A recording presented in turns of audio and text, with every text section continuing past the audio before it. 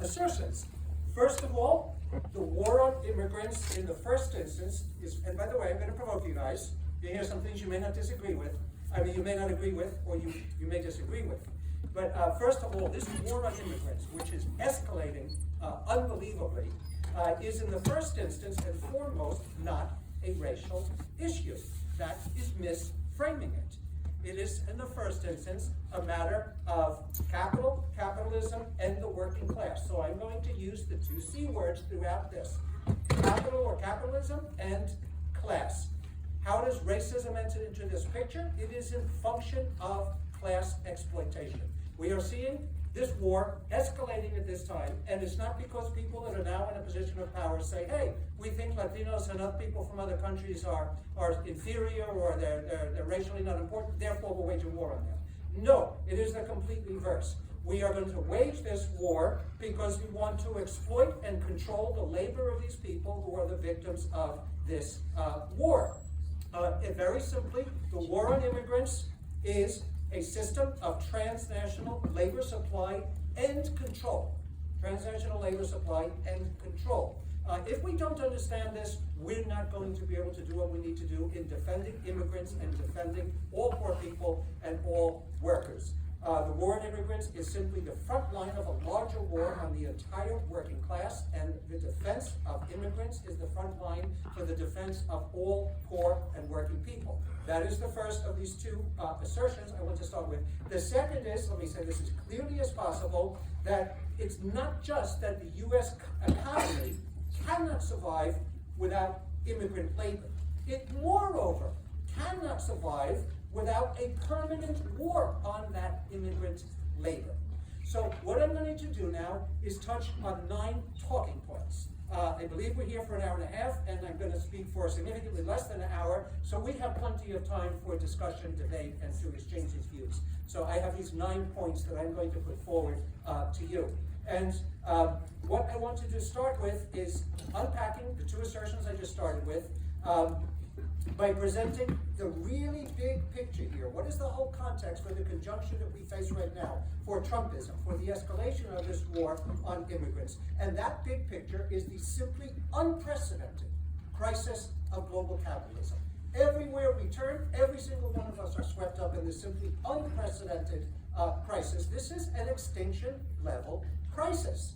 There are 4 dimensions to the crisis that I want to emphasize. And the first, you might say, well, how is this related to the war on immigrants? It's not what I came to listen to, but we are going to see exactly how it is. The first dimension of this crisis is economic. We are in an economic or a deep structural crisis of the global economy, a crisis of chronic stagnation.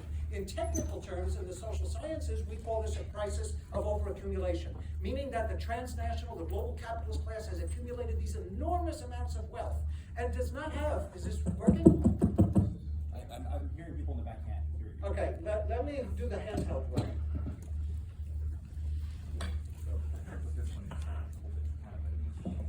Okay, well, we'll figure it out. Is that better? Yes. Okay. So we are at so I mentioned the first dimension of this crisis is economic, a crisis of stagnation of the entire global economy, and technically we call this an overaccumulation crisis. That sounds like quite a loaded word, but what I'm getting at here is that the transnational capitalist class, the big global corporate and financial conglomerates have accumulated enormous amounts of wealth. So much wealth that they don't know how to spend it, how to keep on making profit, where else to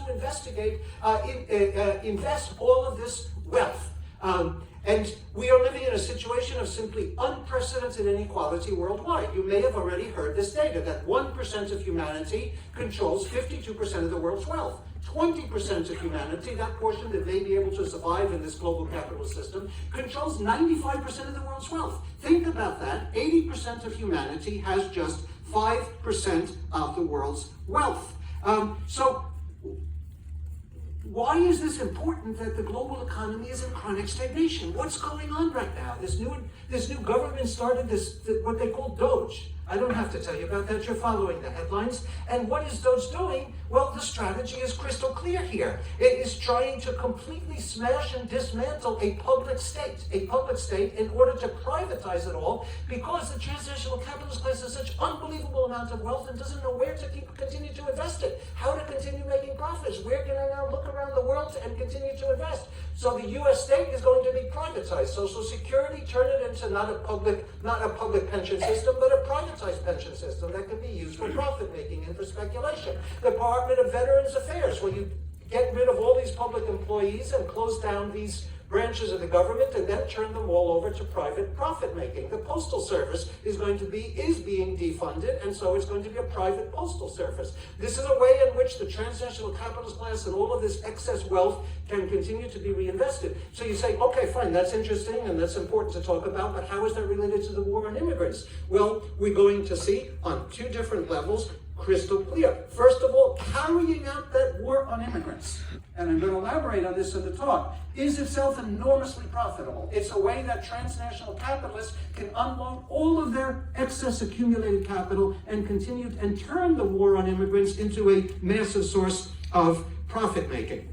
But this crisis is not just economic or structural, of stagnation. It's a crisis of social reproduction. It's a crisis of social disintegration. Wherever we go, billions of people cannot survive. I just mentioned the levels of global inequality. The global working class is now 5 billion strong. 5 billion strong proletariat. But when we start to analyze that proletariat, 5 billion workers on the planet, and ASME, the workers on this campus throughout the UC system, is on strike today. They're on strike. I'm not going to go into that, but they make $17 an hour. You do the calculation. That's below poverty wages working full time. So that's the situation with the global working class. You have two categories. Those that are surplus labor. 2 billion people, the global capitalist system has no use for them. They're simply surplus. They're standing in the way of profit making. And then another 3 billion workers on the planet work under precarious conditions, such as the workers on this campus. We are facing crises of overwork, under and unemployment, healthcare crises, food insecurity. 50% of students on UC campuses are food insecure, crises of housing. 80% of families in the United States say that they live paycheck to paycheck. 50% of all families in the United States live below the poverty line or hovering just above it. So that's the second dimension of crisis. We call it of social reproduction. People cannot survive. The third dimension is a political crisis. This is what brought us Trump, brought us Trumpism, this political crisis of state legitimacy. People all around the world, United States around the world, don't see the system as legitimate anymore. A crisis of capitalist hegemony, and that's leading to a crisis of geopolitical conflict. Hopefully we can avoid World War III. And then there's another dimension of the crisis we cannot forget, the collapse of the biosphere. Very simply, capitalism is a system which has to constantly expand outward, seize new resources, seize new land, seize new labor supplies. It can't stop expanding. So you have an endless accumulation of capital, which at this time in the 2020s is running up against the finite limits of the global biosphere. And that's why this is an extinction level crisis. So what we say in radical social sciences is that global capitalism is running up, or the system is moving towards a general crisis of capitalist rule. Global capitalism is breaking down. And the ruling groups have a tremendous challenge, which is how do you maintain control in the face of mass global discontent and crisis. And so part of the story here of the war on immigrants is how you take mass insecurity, mass social anxiety that we feel worldwide in the United States and worldwide, struggles for survival and very uncertain futures. You take all of that social anxiety, all of this destabilization that so many of us are facing, and if you're not facing it yet, you will, because this crisis is deepening, and you turn that towards scapegoated communities, in this case, towards immigrants, and whip up fear and insecurity and xenophobia and racism and hyper-nationalism.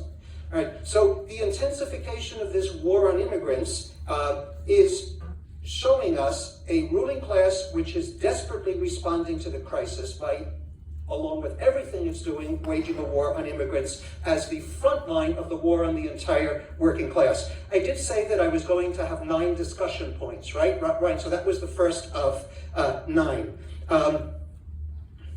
The second is that there's a flip side to this war on immigrants, which is capitalism has been in a process of radical worldwide expansion over the last 4 to 5 decades. We've been calling it globalization. There's many things we can call it. And that expansion of globalization, the liberal counter-revolution that it has involved, has very much impacted Latin America, also Africa, Asia, the Middle East, the entire world. But I want to focus a moment on Latin America, although we need to remember that the war on immigrants is not just a war on Mexicans and Central Americans and other people from Latin America, but all immigrants, including from Africa and from elsewhere. But the flip side of talking about the war on immigrants here in the United States is how capitalism has dramatically expanded throughout Latin America and worldwide. We know why people migrate. People migrate because this is the logical outcome of the radically violent expansion of global capitalism and its dispossession that it brings about into Latin America and other regions of the world since the turn of the century. And so that has displaced hundreds of millions of people. Hundreds of millions. And when people are displaced, they respond by becoming internal migrants or transnational migrants. And so migration becomes a rational response to the crisis brought about by capitalist expansion and capitalist dispossession. It is very simply a survival strategy. Since globalization was launched in the late 1980s and has been intensifying ever since, what have we had in the United States? Deindustrialization, rising under and unemployment, deterioration of people's standards of living, downward mobility, rising impoverishment and instability. That's what's been going on in the United States. This is a story you should be all familiar with, and many of your families, and yourselves included, will have been experiencing that. But the flip side of this, what is going on in Latin America and the world, has been a massive displacement of the population. Hundreds of millions have been displaced from the rural areas and also from the urban areas, increasing immiseration, fleeing economic collapse, fleeing mega droughts as a result of the climate crisis, fleeing political, ethnic, religious persecution, escaping from war and collapse. But all of these factors they're fleeing from, or starting to migrate in the face of these factors, is all linked to the crisis of global capitalism and to that radical expansion of capitalism and the dispossession and crisis that it has provoked everywhere. The ruling classes are aware that this expansion of capitalism, and I want to remind you, capitalism as a system by its very internal dynamics has to expand outward, has to constantly conquer, has to constantly seize new resources, has to constantly open up new markets violently, has to constantly seize new labor supplies and put them to work under conditions of super exploitation and super control. But I'm getting a little bit ahead of myself. I want to say that the Pentagon released a report in 2003 because the Pentagon represents the military and the violent branch of the U.S. state. And the U.S. state has been the principal state in the world pushing and expanding capitalist globalization and defending this world or global capitalist system. The Pentagon's report said, we need to start preparing for, and this is the very words of the Pentagon, unwanted starving migrants. Okay. So they're aware that they're going to wage this war quite a while back. So as we speak now, in February of 2025, we are seeing, some of you may be familiar with what's going on in Latin America and elsewhere in the world, we are seeing a radical new violent round of extractivist accumulation, a new round of expulsions. And the collapse of whole economies. Look at Haiti, look at the Sudan, look at the Congo. But we're also seeing that as whole countries collapse in the face of this crisis and collapse of global capitalism, as whole countries and whole peoples collapse, we're seeing the rise of new forms of criminal power as the social fabric disintegrates. So if we look at the cartels, by the way, this stopped working up. You see, half of the Mexican countryside is criminal gangs, and new political and economic mafias have emerged to take control of the countryside in Ecuador, in Colombia, in Haiti, and elsewhere. You might say, well, this is criminals and this capitalist system is trying to squash that out. That is not true at all. What we see is new forms of criminal mafioso state power cracking open violently spaces for capital to accumulate, for transnational corporations to seize more. There's no time to go into detail. Hopefully our mic won't break down on me. But I want to simply conclude this as the second of 9 discussion points by saying, let me just say this. It might seem like Trump is crazy. Yes, he is. He's a sociopath, a megalomaniac. Yes, all of that.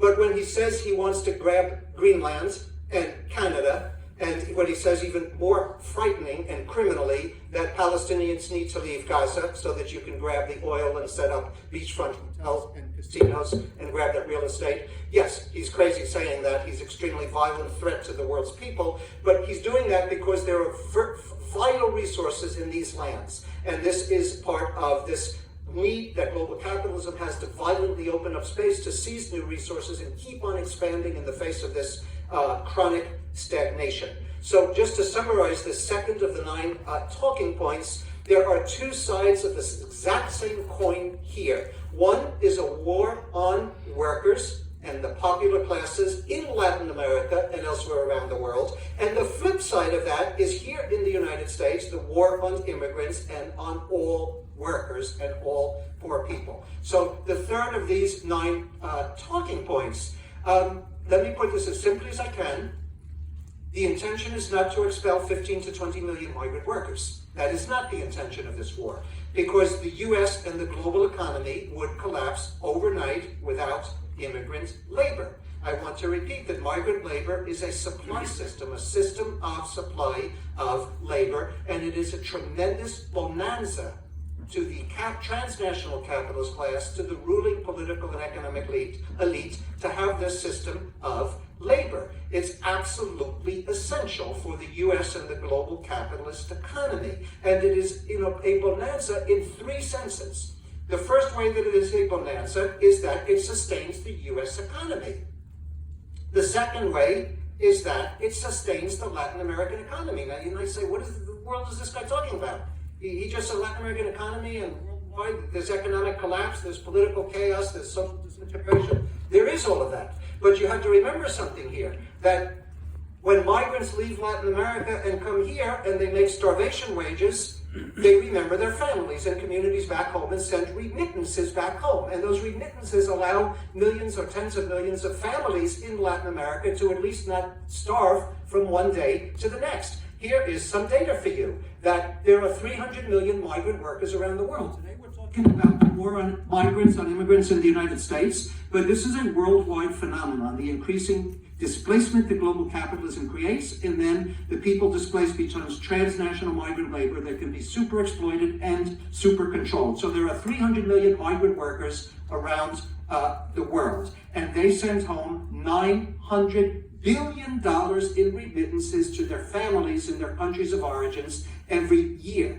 And the figures I have right here for much closer to home. Mexico, $63 billion go back in remittances. For El Salvador, it's almost $9 billion. For Guatemala, $20 billion. Nicaragua, $5 billion. South America, $30 billion. So what am I getting at here is that while the employers, while the capitalist class, while the privileged can have a super exploitable, super controlled labor force, immigrant labor force here, the remittances that those workers send back to their communities means that their families can at least minimally survive. It means their families go and shop in a Costco or in a Walmart, which now has spread throughout all of Latin America. And so they buy products from transnational corporations, and the transnational corporations make their profits through those sales. But the story is much bigger. I don't have time to go into detail, but you can put this jigsaw puzzle together. If there was no way for people to literally eat because they didn't receive those remittances, they would protest so much that they would overthrow governments and they would make revolutions. So this system of transnational migrant labor and the remittances that go back to these families throughout Latin America, throughout the world, is a political escape valve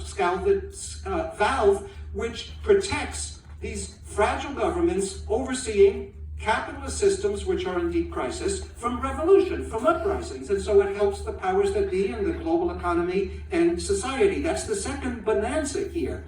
The third bonanza here about why it's so great for the powers that be to have this war on immigrants and the supply of transnational migrant labor is very simply because the repression of immigrants is big business, massively profitable in itself. And so let me now go to the fourth of these 9 discussion points, which I am laying out for you, which is that I want to elaborate on this affirmation, this assertion, that the U.S. economy is thoroughly dependent on transnational migrant labor. We know that agriculture will collapse without transnational migrant labor. And we know because of the fear and insecurity which has spread throughout all migrant communities, that half of the vegetables and fruits right here in California are rotting on the leaves because people are scared to go to work. But that shows this incredible dependency of agriculture, but not just agriculture. There's construction, there's services. If you went to a restaurant today, someone washed the dishes that you used or cooked that food. There's personal services, nannies and daycare and so forth. There's meat packing and there's chicken and poultry packing. It's endless and endless. Many of you, I think everyone in this room must know the story of this incredible dependence on this migrant labor. So here is the point, though, I want to make. There's 4 of the 9 talking points that the war on immigrants, so listen carefully, the war on immigrants is intended to reproduce migrant labor. What I mean by that, it is intended to generate insecurity and fear and chaos in labor markets. That is intentional. I'm going to elaborate on why. And here is where racism enters the picture, because I started by saying in the first instance, this war on immigrants that we're seeing now, this assault, is not in the first instance racism. Racism is in function of labor exploitation. So racism in the United States and worldwide has always had 2 functions. One of them is divide the laboring masses and create hierarchies within the working classes and the laboring masses, and turn them against one another, with some slightly better off than others, along ethnic lines, for instance. That's always been one function of racism, and it is to this very day. The other function is, once you have divided the laboring masses, which have a lot of common interests, they have the same class interests, you divide them, and you take one part which has been ethnically suppressed or racialized suppressed, and you super exploit and you super control that one segment. So historically in the United States, we're here in California. Remember, this is the southwest of the United States. Historically, what happened when this was taken away from Mexico is you had Chicana and Chicano labor. Now, they're part of the U.S. working class once they're incorporated into the United States, but they're the lowest rungs of the working class. They can be super exploited and super controlled through racial discrimination. Now, there's no more official racial discrimination anymore in the United States. And what's happened, the same thing with the black population. After slavery, the black population becomes part of the proletariat, part of the working class. So you're not separate. Part of the working class, but the lowest rungs. And the rungs that can, through forms of institutional discrimination, be super exploited and super controlled. So late 20th century, post-civil rights era, the ruling groups need to continue dividing the working class, and they need to continue to reproduce a super exploited, super controllable sector. And that becomes, towards the end of the 20th century, to date, immigrant labor. So immigrant labor or migrant labor is a special kind of labor. What is the special characteristics of migrant labor? Well, migrant labor, which is undocumented, which doesn't have citizenship, can be subject to these special mechanisms of control. If you are not documented, you can't demand your labor rights. You can't vote. You can't demand your political rights and your civil rights. And you have to live semi-vulnerable underground in these conditions of extreme vulnerability and fear of being deported anytime. And that means you can be super exploited. That means you can be super exploited because these are mechanisms of super control. So super control of one sector of the working class and super exploitation of that sector of the working class go together, and they divide and confuse and disorganize the entire working class. And of course, then you turn that super controlled, super exploited sector into the scapegoat for all of this tension and anxiety and immiseration experienced by all workers. And I want to remind you again, the workers here on this campus, and mine as well, at UC Santa Barbara, are on strike. They're on strike because they make $17 an hour. I think I mentioned that. And they're on strike because in Santa Barbara especially, they can't live in Santa Barbara. So many of them live 1-2 hours drive away because housing is so expensive. And even though they're offered health care, they have to pay so much for it that they can't get health care. So these are conditions which affect the entire working class. So what's really central here is the concept of super exploitation. And you remember I said there's a crisis of profit making, a crisis of stagnation in the global economy, meaning that the capitalist class is looking for how do I continue to make and increase profits. So at a time when the capitalist class faces a falling rate of profit, the super exploitation of migrant labor helps compensate for the falling rate of profit. And it allows the ruling groups to establish hierarchies within the working class and then disorganize their response to the same system, making all workers downwardly mobile and immiserated and insecure. And then equally, again, this is 4 out of 9 talking points, concluding this 4th point, equally, in order to counter stagnation and decline in the rate of profit, you turn towards what I've developed a concept of militarized accumulation and accumulation by repression. Okay? So that becomes enormously profitable. I will elaborate on that momentarily, but let me go now to the 5th of these 9 talking points. And that is that Trumpism did not start the war on immigrants. We need to be clear about this. The Democrats are not friends of immigrants. Biden, the last 4 years of Biden, the Biden government turned over, and this is the real figure, 21,713 border enforcement contracts to private corporations. So over 20,000 private corporations get rich repressing immigrants under Biden. Biden and Obama remain, as we speak, the deporters in chief. Obama deported more immigrants than Trump did in his first term. Biden deported more immigrants than Trump did in his first term. Now, I'm not defending Trump. Trump is a fascist and a racist, a dangerous sociopath. We need to talk about that. We need to fight that. This is the fight of our lives. If you think you're comfortable, student, just enjoy your studies and go on, no. We're all already are going to be deeply affected as we sink into this massive crisis. So I'm not defending Trump, but I need to point this out as clearly as I possibly can. Now, the war that Trump has just launched, the intensification of this war on immigrants, might mean that Trump is bringing us to a qualitatively even worse situation than the Democrats. But we need to be clear what is going on here, that the difference so far is in Trump's discourse. He's chosen a language to wage this war against immigrants of scapegoating and explicitly racist language. Disgustingly racist language as a response to mass discontent among the population to scapegoat immigrants. Whereas the Democrats' discourse is identity politics. And so you have different strategies for waging war on immigrants and for controlling the entire working class. Democrats turn to identity politics, Trump turns to outright racism and fascist commentary. But it is the same war of capital against the multi-ethnic, multiracial, multinational working class. Now, this is point 5 of the 9 points. I have to go into a little more detail, but I want to remind you of some history here. And I've already spoken about the 1980s, starts launching capitalist globalization and neoliberalism. That begins the downward spiral of poor and working people in the United States and around the world. But I want to fast forward now to 1994. This history is very important. That's the first of these key years I want to mention to you. That is the year that, first of all, the North American Free Trade Agreement went into effect, which opened up Mexico, and that's followed by free trade agreements throughout the world,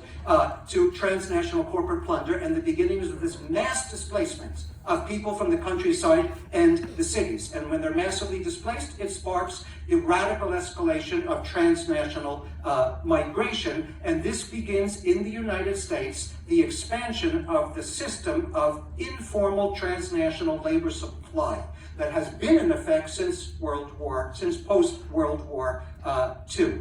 That is the year 1994 where Operation Gatekeeper goes into effect. Operation Gatekeeper was not intended to stop migrants from coming into the United States. It was meant to create conditions of super controlling and terrifying that migrant labor. So you can constantly keep them super exploited and super controlled. So 1994 is one key year. The next key year is 2006. What happens in 2006? By the way, many of your professors, Alfonso Gonzalez, his brilliant book is on the mega marches and then what happens in 2006 and the aftermath. So a Senator, Sensenbrenner, introduces this piece of legislation which will make it a criminal felony to simply exist as an undocumented migrant. And it will make it a criminal felony for any person to not denounce that someone is undocumented. So your kindergarten teacher, if she or he doesn't go to the authorities and say, some of my kindergarten students may be undocumented, he or she is a criminal. That was the Sensenbrenner bill. It sparked a mass uprising by immigrant workers in 2006. Those were the mega marches. That culminated on May 1st, 2006, with a day without an immigrant. It was 20 to 30 million people all across the United States didn't go to work, didn't buy, didn't do anything except protest. It scared the hell out of the ruling groups. They said, an immigrant workers' uprising. And so what was the response of the state? Now, Bush is in power, Obama's coming into power to escalate this. The response was twofold. On the one hand, escalate the war on immigrants. Escalate that war. And realize, if I'm the ruling group, I realize, okay, I'm going to escalate the war because they have an uprising. Okay. But I'm also going to have to find a different system of super exploitable labor supply because this system, I can't keep full control over it. The second part of that strategy, post-2006 mega marches, was start talking about mild reform and co-optation of the most moderate elements through identity politics and through foundation financing and so forth, the most moderate elements. So escalation of raids and deportations and a little bit of funding going to moderate immigrant reform organizations. That's 2006. I want to point out to you something. What were our demands? You remember, Alfonso, we marched in the streets together. I just met you.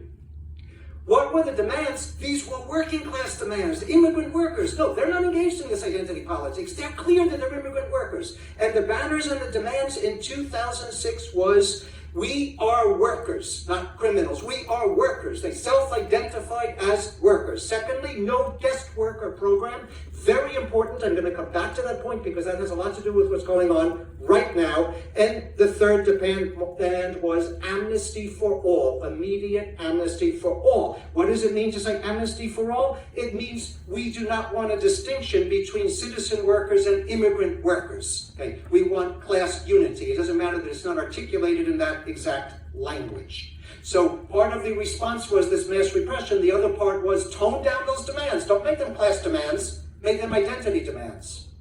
Okay.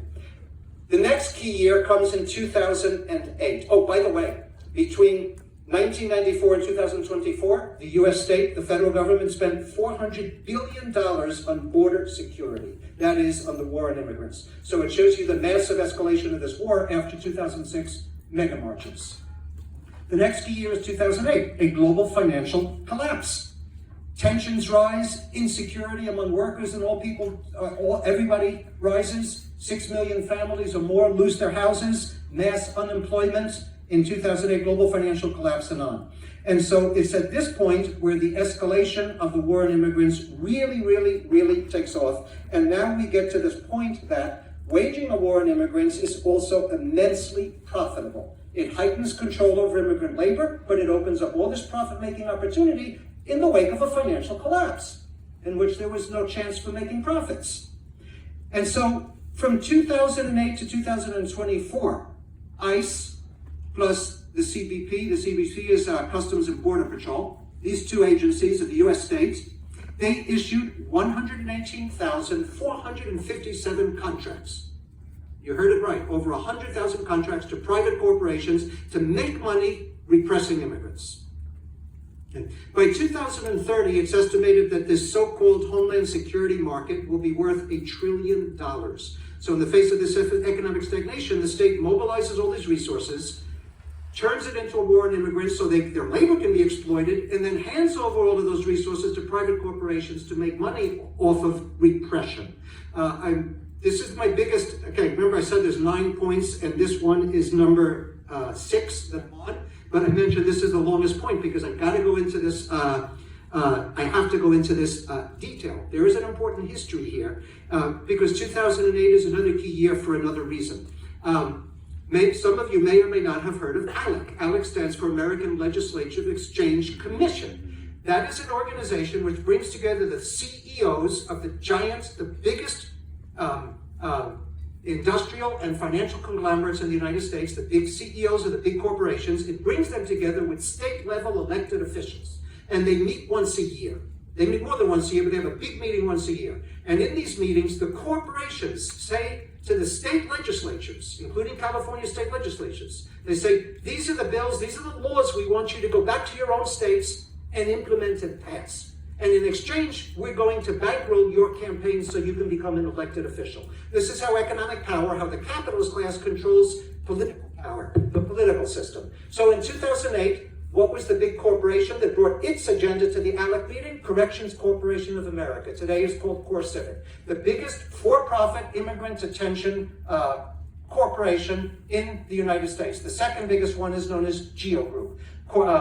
Corrections Corporation of America goes to the meeting, which was held in Colorado, says, I want this legislation passed. It was called SB 1070.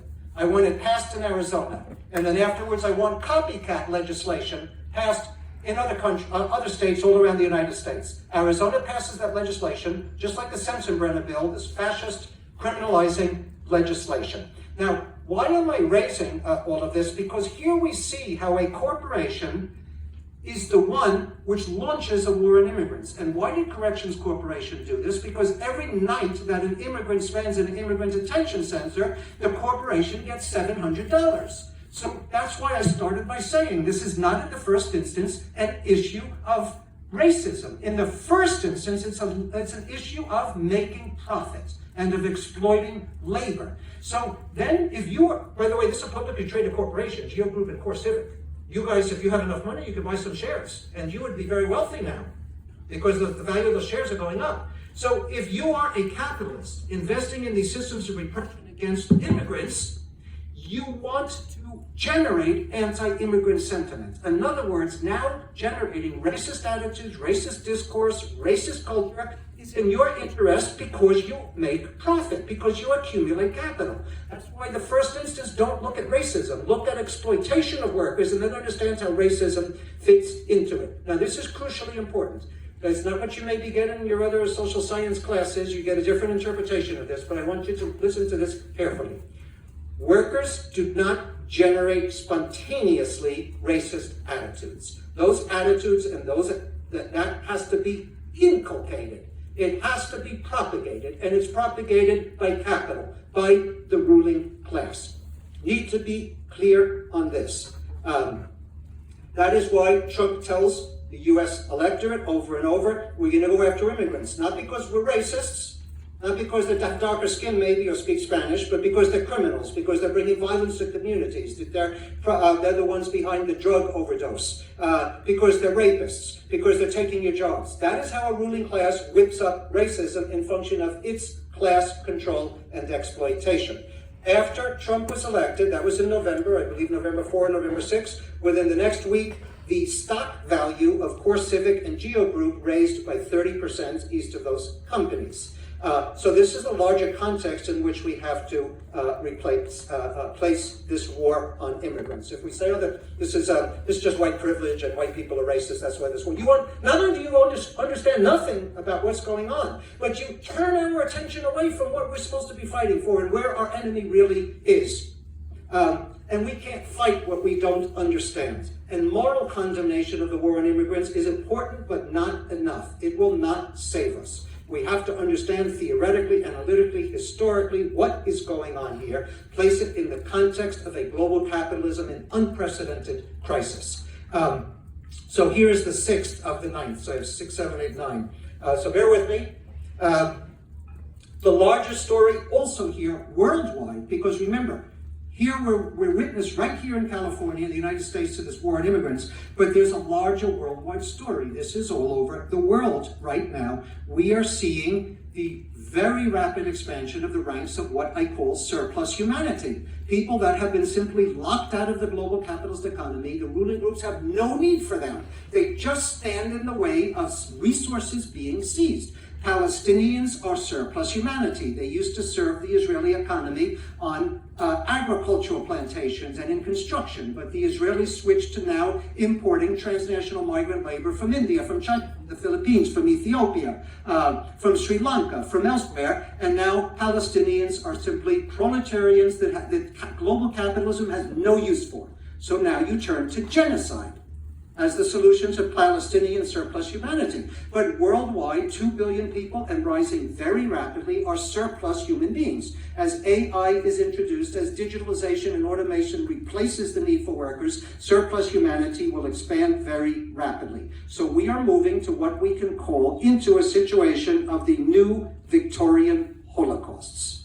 Okay, let me repeat that and tell you where the term comes from. The new Victorian Holocausts. Mike Davis died a little while ago, brilliant human being. He wrote a book titled The Victorian Holocausts. What was he referring to? When the British colonized India, the British colonial project sucked out all of the wealth from India and sent it back to England, to the United Kingdom, and turned agriculture not into food production for the Indian population, but into export crops to make profit. And so every time there was a single drought, you would have a famine in India. And literally tens of millions of Indians would die in these famines year after year during the Victorian period of British colonialism in India. Those were the Victorian Holocausts.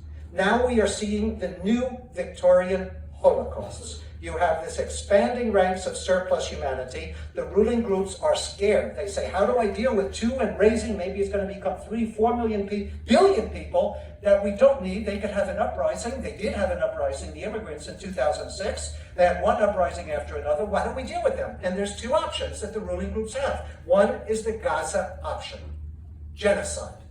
That's the warning coming out of Palestine. You think this is not our issue? This is simply saying, this is one solution the ruling groups have for surplus humanity.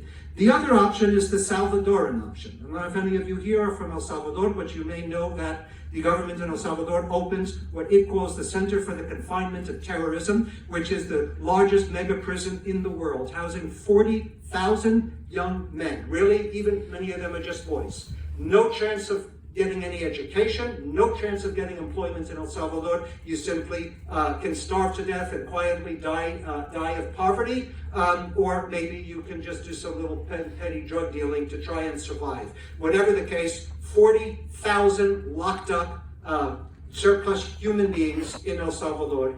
And as soon as El Salvador opens that in March of 2023, Brazil, Thailand, Turkey, China, Egypt, and numerous other countries said, hey, that's fantastic. We're going to build these mega prisons. Thailand announced a mega prison of 60,000 people. It's going to be a whole city of these. These are the new mega prison geographies around the world. That's the second option the ruling groups have to deal with rising surplus humanity. Mega imprisonment, increasingly in remote areas of their countries. So it's in this context that borders, because we have this US-Mexico border right down the road, one of the most militarized borders on the planet, borders now become less markers dividing 2 countries than axes around which intense control of those super exploited and those expelled is now organized. Borders become zones of non-being, zones of death. The US-Mexico border, we have bodies recovered with names. Between 2014 and 2024, 7,000 people died in that border, but those are the only people whose bodies were recovered and identified. Who knows how many tens of thousands more died in the desert with their bodies never recovered, and how many tens of thousands more died trying to make that dangerous trek from South through Central America through Mexico. The Mediterranean region, where again, surplus humanity as a survival strategy is trying to figure out where can I survive here, tries to cross the Mediterranean. Between that same period, 2014 and 2024, 24,500 bodies recovered and identified, maybe tens of thousands or more never recovered. So this is the new Victorian Holocausts. Gaza, Congo, Haiti, the world's borderlands, these are the new hellscapes. Capital's extermination impulse now rises to the surface. It now is activated to resolve the intractable contradiction that global capitalism has between surplus capital on the one hand, excess wealth, and surplus labor or surplus humanity on the other hand. So the model we are moving towards, this is why I said Trump may represent a qualitative escalation to something new. I'm going to explain that now by concluding point number 6. Conclusion of point number 6. So the future world here we're moving towards, or we're actually already in it, is fortress world. Fortress world. Enclaves are protected by armies of police, security guards, digital walls and controls. A few select will survive. The rest will starve and die, locked up in mega prisons or genocided.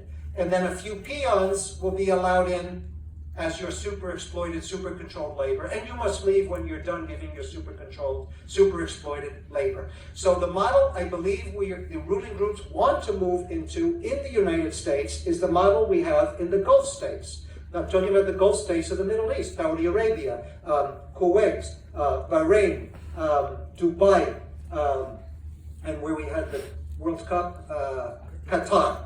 So the model in those countries, by the way, the majority of the population are migrant workers, and the majority are not even citizens. In some countries, it's as low as 20%. Don't quote me on it, is Saudi Arabia or Kuwait, how much was those countries? Only 20% of the population is citizens and originally from there. All the rest are migrant workers. Those workers, when they arrive, they are recruited by labor recruited from all over the world. When they come, they turn their passport over to the person that recruited them, their employer. Did you enjoy the World Cup? I did 2 years ago. I have to admit, I loved watching the World Cup. But those stadiums were built with the death of thousands of people, thousands and thousands of migrant workers. So you turn over your passport. You can only work in this one place where you're recruited from. You can't protest about the wages you're getting, about working conditions. If most of the workers live in barracks, maybe one toilet for a whole barrack of men whose families are back home, they'll send a little bit of remittances back home. We discussed that previously. When your employment's done, goodbye, go back to your home country and you can starve to death there. You complain about something, you're out. There's billions more we can recruit. So that's the Gulf model. And I believe that some groups of rulers in the United States want that Gulf model here, and that involves a massive new creation of euphemistically called guest worker program. Nothing about a guest. You invite a guest into your house to take care of them. But the Gulf model implanted in the United States, which means escalate the war now, and then shift towards the Gulf model. So point number 7 of 9. Trump is waging this all-out war against the working class. If you're sitting there saying, well, yeah, that's horrible what's going on, but I'm a citizen, I don't need to worry about that. Well, you're very wrong, and it's not just you're ethically or morally wrong. You're actually wrong. You don't understand your own class interests and where we're headed, all of us in this room. The script for what the Trump program was already drafted. It's known as Project 2025. It doesn't come out of nowhere. It was drafted by the Heritage Foundation, which was established in 1973. 73 was the last major global capitalist crisis, and the response to that global capitalist crisis of 1973 was to launch capitalist globalization and neoliberalism. And the Heritage Foundation has been around drafting these programs ever since then. And now it's in steroids, on steroids, this program. So the Project 2025 and everything Trump has done to date calls for smashing what remains of the regulatory state. You go into the fields here as a migrant worker, you know that they're sprayed with pesticides and occasionally there's deaths. But there's a government regulatory body that says you can't spray pesticides on the workers while they're in the fields. Well, eliminate the regulatory body, eliminate that regulation. Eliminate environmental regulations, eliminate hiring regulations, labor regulations, across the board. Smash anything left of the regulatory state. Then smash the social welfare state, eliminate social spending. You may know that already Medicaid is being vastly cut back. You may know that 2 days ago, let's see, today is Thursday, on Tuesday, the Congress approved a budget which massively, for the next 5 years, takes hundreds of billions of dollars away from social spending, education, healthcare, Medicaid, Medicare, and they want, and Project 2025 is very clear, Social Security, and turn all of this into private. Social Security will be a private corporation speculating with whatever you pay for Social Security when you're working. But here's the thing, the social welfare state came into being post-1930s as a result of radical mass struggles around the world, including socialist struggles, including communist struggles, trade union struggles, here in the United States. Don't get scared by the words socialism and communism, okay? Why are we scared of those words? Yes, plenty of mistakes were done in the 20th century. We're scared of those words because the ruling class is terrified of socialism because it means the resources of a country belong to the people of a country, not to the 1% minority. Okay. But anyway, I don't need to go there. The point is the social welfare state comes into being post-World War II after the mass struggles of the 1930s. And starting in the 1970s and 1980s, the ruling groups want to completely eliminate the social welfare state. And this is the culmination of that attack in order to completely eliminate it. And everything needs to be privatized.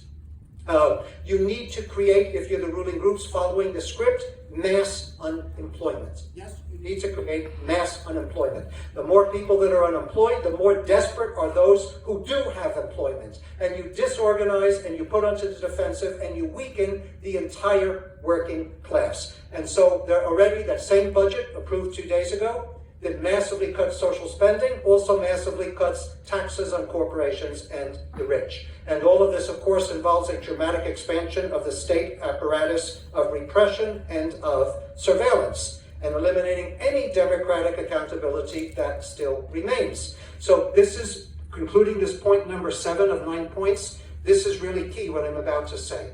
Crucial, the strategy from above, from this ruling class, is to radically degrade US-based labor, to throw workers everywhere, labor onto the defensive, to confuse and disorganize the working class. And by the way, I don't know all of you personally, but I'm willing to bet 90% of you or more in this room, you're workers. You might not call yourself, you can call yourself middle class if you want. You're all proletarians. Trumpism is basically saying to the transnational capitalist class, look at everything I'm doing here. I'm doing all of this because I want to offer you a desperate and readily exploitable working class. Tariffs are being imposed. Don't get confused about those tariffs. They're meant not to hurt capital and capitalists. They're meant to be attacking workers. And the cost of the tariffs, those costs are going to be transferred to us workers, the working class, through higher prices. And that will compact working class consumption and further weaken the working class. So this is all a calculated strategy to weaken labor by dividing and immiserating workers precisely at a time of mass discontent and rising class struggle in the United States. Look at the Amazon workers. Look at all across the United States. There's labor agitation. On the campus where we are right now, workers are on strike. So beyond the smoke and mirrors, the war on immigrants, the threat of mass deportation is an attack on the entire multi-ethnic, multiracial, multinational working class. When we defend immigrant workers, we are defending our own interests. Our own class interests. I told you, I will use the C words. Capital, class. That's the substructure of everything going on.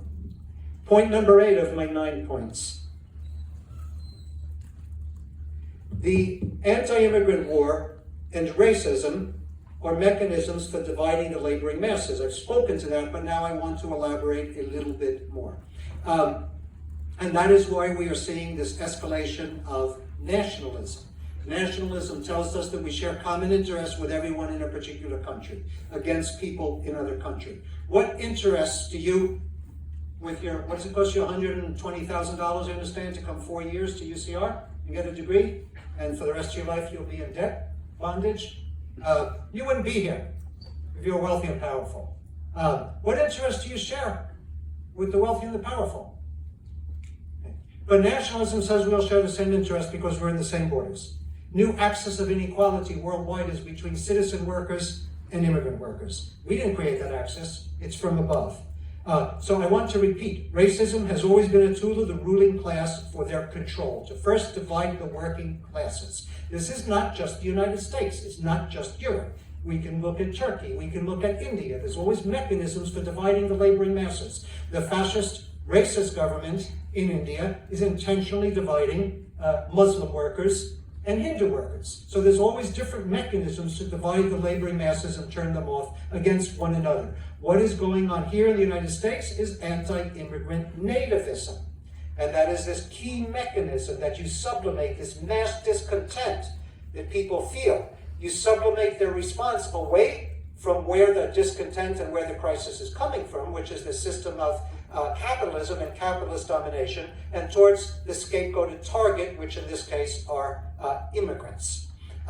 So you have to dehumanize and you have to humiliate immigrants. You have to treat them as criminals. Therefore, the immigrants that are being deported are shackled. Their hands are shackled. Their legs are shackled. They deliberately, Homeland Security and the apparatus of the state gets the media to come and film that, because you have to dehumanize immigrants and humiliate them in this way. That is why they're being sent to Guantanamo Gulag, the Gulag in Guantanamo, because that's symbolic. It's saying they're crazed terrorists. Remember how you deflected the crisis earlier in the 20th century by saying that Arabs, Muslims, they're all crazed terrorists, they're dangerous, lock them up in Guantanamo, get a lot of press attention. Now, immigrants from Latin America, from Venezuela, from Mexico, from elsewhere are being sent to Guantanamo. That's the symbolic significance of what is going on there. So I want to repeat that hyper-nationalism, which is what Trump is pushing here, is intended to undermine working class unity, to pit workers in different countries with different national identities against each other. And again, the larger story is that Trump wants to take the mass discontent that everyone is feeling towards the socioeconomic system that is destabilizing us, undermining our ability to survive, and channel that towards the false promise that he will improve our economic situation. And part of the way he will improve the economic situation is to wage war on immigrants and have a massive deportation of immigrants. So if you think you're going to explain what's going on with such things, I told you I'm going to provoke you and you won't like some things I say. If you think white privilege theory gets us somewhere in understanding and fighting against all of this, you're very, very wrong. You're simply giving a gift to the ruling class and what they're trying to do to all of us. We need, if you want to use the term privilege, identify the privilege we're talking about. Capital privilege. The privilege of capital. Capital's privilege over all of the working class. And by the way, 30 to 40%, depending on whose data you use, of Latinos voted for Trump. They didn't do so because they're racist. They didn't do so because they wanted mass deportation. They did so because they're suffering socioeconomically. And listen to the nonsense that Trump will improve it. And also feels disgust towards the powers that be, and Trump pretended he's an outsider to those powers that be when he's actually in the very core of it. 30-40% of Latinos, 30 to 40% of Asians, depending on what data you use, voted for Trump. 20% of black men voted for Trump. So it's not that you castigate people that voted for Trump, it's that you understand the manipulation of the ruling class from above. Okay. And by the way, if you say, no, Trump represents, white racists all voted for Trump because too many white racists, that's why Trump won. Well, in fact, Trump did get 57% of the white votes, but that means 43% of white people didn't vote for Trump. And moreover, the biggest bloc was the bloc that abstained from these elections. 80 million people, the biggest single bloc, didn't even vote at all, including many of those who are white. So finally, my ninth and concluding point. The ruling class faces this tremendous challenge. How do you blunt working class consciousness, unity, and struggle? Okay.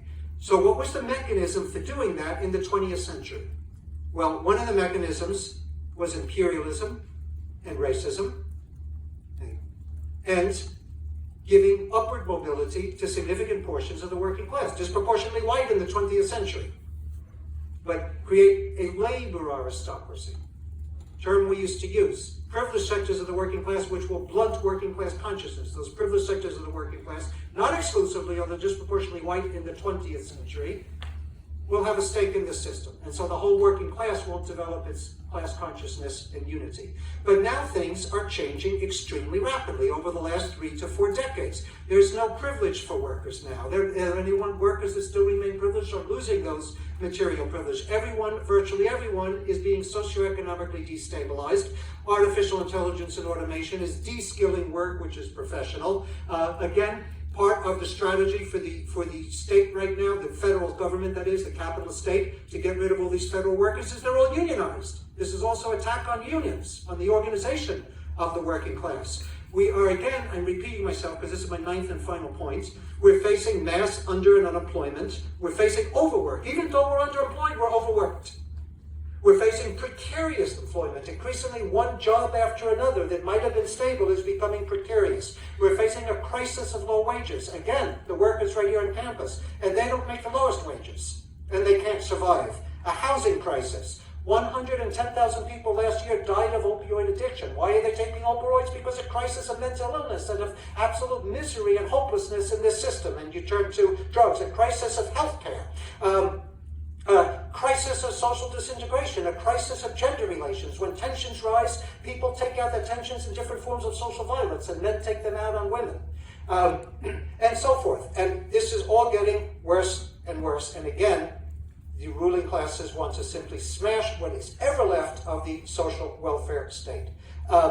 So, global crisis of global capitalism is everywhere. We are in the struggle of our lives. When workers become disillusioned, they're going to look for solutions, or we're going to look for solutions, wherever those solutions come from. If the left, you're scared by the term left, use another word, I don't care what you use. If those people that are fighting to redistribute wealth and power downward to the working majority, we're going to call that left. You can call it something else. If the left is not providing viable solutions to the problem of masses of people, those people will turn elsewhere. Fascists will come around, and fascists will scoop up their mass discontent, and that's exactly what's happened. So I want to repeat how to build working class consciousness. The Democratic strategy for undermining that consciousness is identity politics. The Trumpist strategy is racism and xenophobia, nativism, and hyper-nationalism. Same goal, capitalist domination in the moment of crisis, different discourses, different strategies. So I want to conclude by reiterating a couple things here. Defense of immigrants involves class politics, class struggle. Start using that C word because your life depends on it. Immigrants, with all their vulnerability, are actually leading the fight back at this time. Remarkably, leading the fight back. The entire working class, every social justice movement, every progressive, we need to take up defense of immigrants as defense of the entire working class, of the entire mass of impoverished workers in this country and around the world. Solidarity is the antidote, but solidarity is also our self-interest.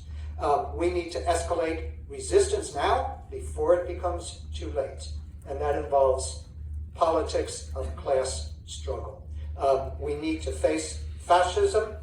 The billionaire capitalist class is now exercising direct power, not behind the scenes anymore. 13 billionaires running the federal government.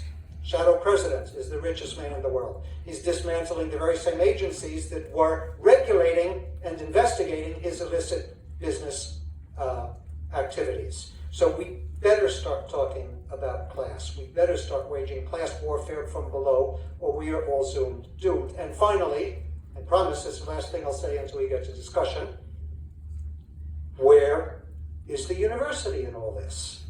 Where should it be in all of this? We had our encampments. You guys less so here. Some of the front lines here in California were UCLA, UCI. Massive repression. And we all investigated the role of the university in the genocide against Palestinians. And we discovered what we already knew. The universities are brain trusts for transnational corporate capital, including the military-industrial complex, including all of the technologies that are used to wage this war on immigrants. So if the university here says, no, the campus is a sanctuary, okay. But also on the campus here, you're developing all of the software and all of the technology to wage this vicious war on immigrants and on people around the world. So our universities are spaces of capital, of control technologies. So the same forces which are waging war on immigrant workers are the same forces which turned our universities into brain trusts and research centers for this war.